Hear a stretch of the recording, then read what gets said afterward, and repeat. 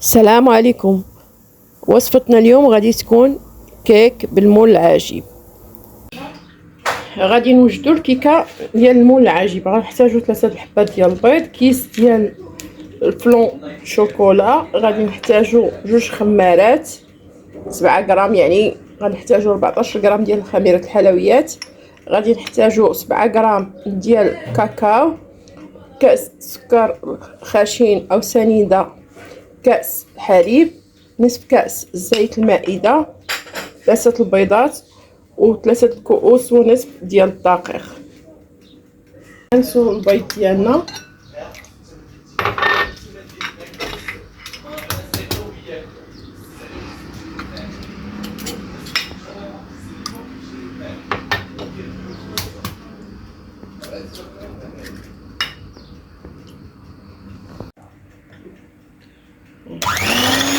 غادي نطلعو البيض ديالنا،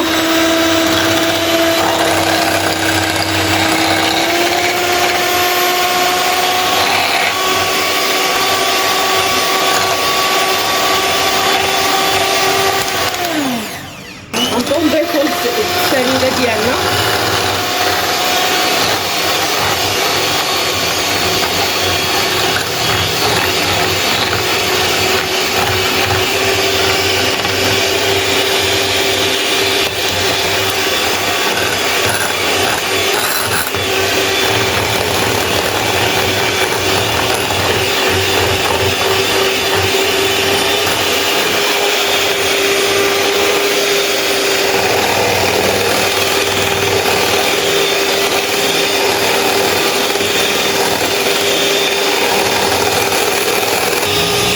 غنضيفو الزيت ديالنا،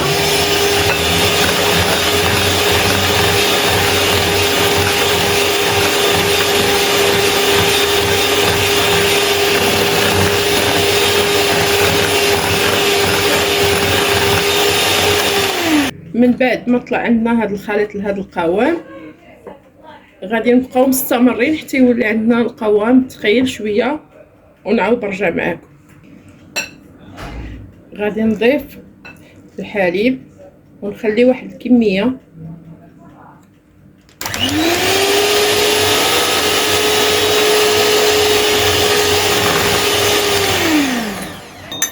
غادي ناخذ الكاكاو ديالنا وغادي نضيفو عليه الكميه ديال الحليب اللي بقات ونطربوها مزيان.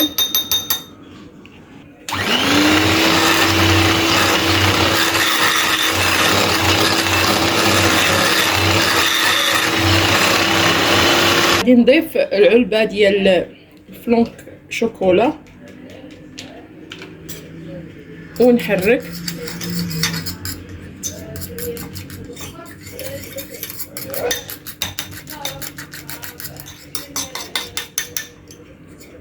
غادي نضيفو هذاك الخليط ديال الفلون والكاكاو على الحليب ديالنا والبيض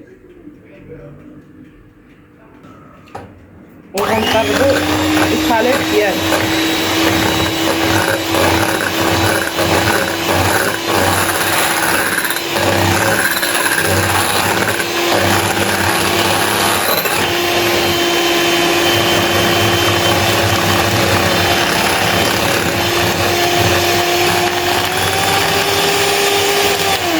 نضيف كمية من الخل، تقريبا ملعقة صغيرة ديال الخل غنضيفها على هذا الخليط باش كتعطينا الهشاشة لهذا الخليط ديالنا، ونخلطو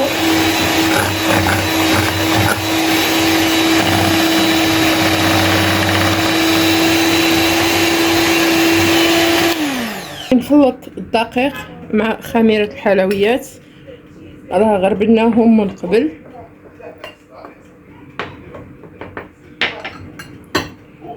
ونبدا نضيف الدقيق بالمعلقه بمعلقه.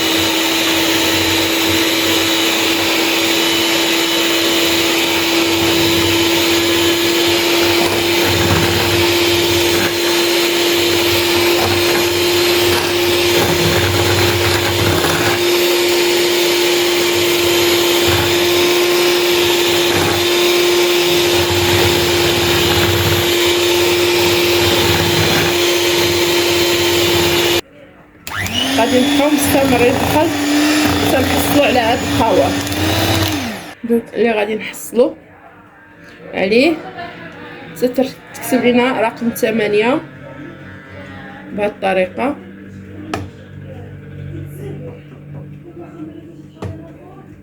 غادي ناخدو المول ديالنا وغادي ندهنوه بالزبده،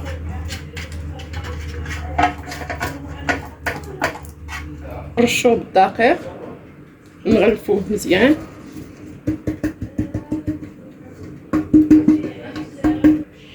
من بعد ما غلفنا المول ديالنا غادي نفرغو الكيك. في هاد الوقت راه حنا درنا الفران ديالنا سخن على درجة حرارة 180 درجة.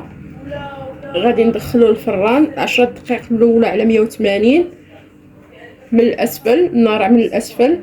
من بعد غادي نقصو نخليوه في 150 درجة. غادي نخبطو شويه المول ديالنا باش لا كان شي هواء في الكيك ديالنا وتحاد السطح ديالها، وغادي ندخلوه للفران. الكيكه ديالنا من بعد ما خرجت من الفران غنقلبوها. ها كتجي على هذا الشكل. غادي نزينوها كاس ديال الحليب، غادي نضيفوا ليه راس معلقه ديال الفاني ونخلطوه مزيان.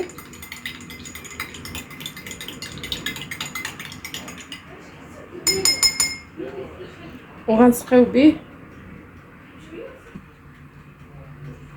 ندير معاه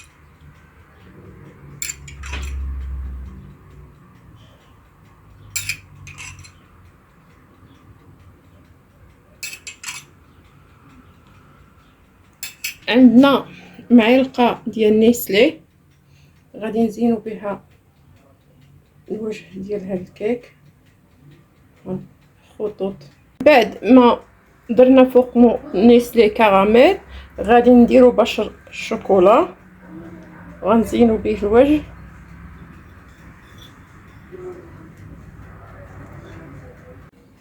زيناها ببشر الشوكولا كتجي على هذا الشكل.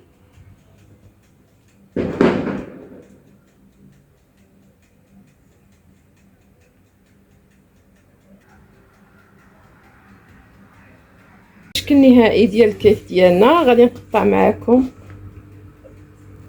طريف.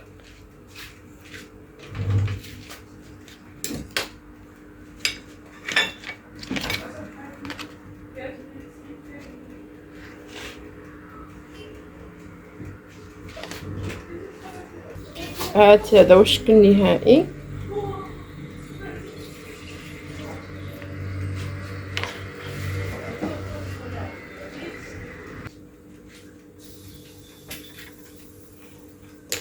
شوفوا كيف كتكون هشيشه.